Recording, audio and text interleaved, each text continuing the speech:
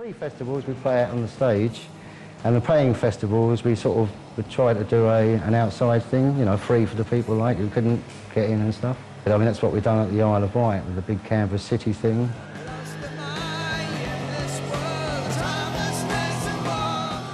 Hawkwind were part of the forces of misrule that turned the 1970 Isle of Wight festival into a standoff between the music business and the alternative society. In Isle of Wight, I think Nick Farron and the White Panthers, along with Hawkwind, who were playing outside in the tent, marched in and sort of opened the gates and let people in. And there was this big to-do, and they had this Mexican standoff with the White Panthers and the Isle of Wight festival. Irate, militant pop fans have stormed the fences. They believe that pop music should be free. Last night came the worst incident of all. It looks peaceful now, but they were hurling stones, bricks over the wall at the security officers and their dogs. While the Isle of Wight saw the last major performances of rock icons Jimi Hendrix and Jim Morrison of The Doors, Hawkwind were on the other side of the fence, literally and ideologically, as they played on the festival parameter in a state-of-the-art inflatable dome dubbed Canvas City. Canvas City was amazing. I mean, the whole Isle of Wight experience was amazing, really.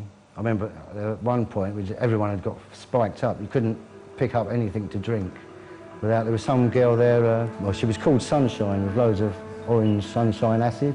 Although people had taken it anyway, everything you picked up to try and drink had acid in it, you know. And somebody turned up with a bottle of apple juice, pure bottle, looked like pure apple juice, and passed it round. Oh, great, something apart from lukewarm water or something. A few glugs in this apple juice. The hallucinogenics started clicking in. Somebody struck my guitar in my hand. Right, we're on now. Hey, what?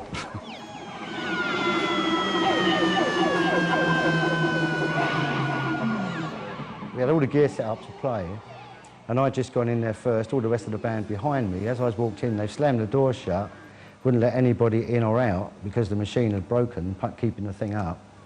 And it was slowly coming down. I led in through up some stairs and through a door. Then you had to close that door and down steps into the actual auditorium. And this thing was getting lower and lower, and there were women screaming. It was really getting hairy, you know. I was being led in there, and I was literally descending into hell. Really. With all these people freak dancing. Quite a gory light show, freaky light show. So I just hit a chord and this whole cacophony kicked off.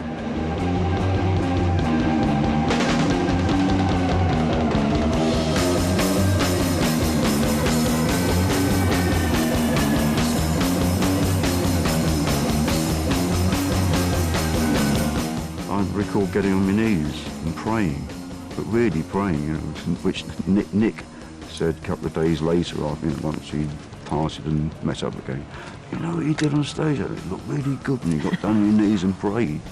I had not realised, you know, I was down on my knees really meaning it, you know.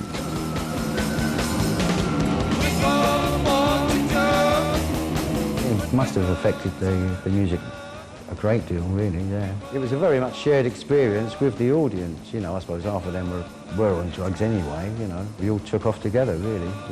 Off we went on a little space journey together. The Isle of Wight put Hawkwind on the map as music's anarchic outsiders. But Hugh's experience prompted his departure for Leo Sayers' backing band. Meanwhile, Hawkwind pushed further at the edges of sanity with the arrival of Robert Calvert. I got an argon accumulator, and it makes me feel greater. Robert's position in the band at the beginning was brought in by Nick Turner because Robert was writing. He was writing lots of ideas that were sort of beginning to scan out. I used to live in Margate in the 60s. Well, I grew up there actually, and he was a mate of mine from there. He'd always wanted to be a fighter pilot. For some reason or other, he ended up being a poet. And then when I became involved in Hawkwind, I invited him to be involved as well because I thought he was a very creative person, and he became the poet of the band. Well, he was a bit further out than most of us because he was quite mentally unstable, you know. I mean, we was all pretty far out, but he was really a bit far out on top of that, you know what I mean? But his mother reckoned that he had nervous breakdowns every 18 months. So he would go from being really depressed to being completely manic.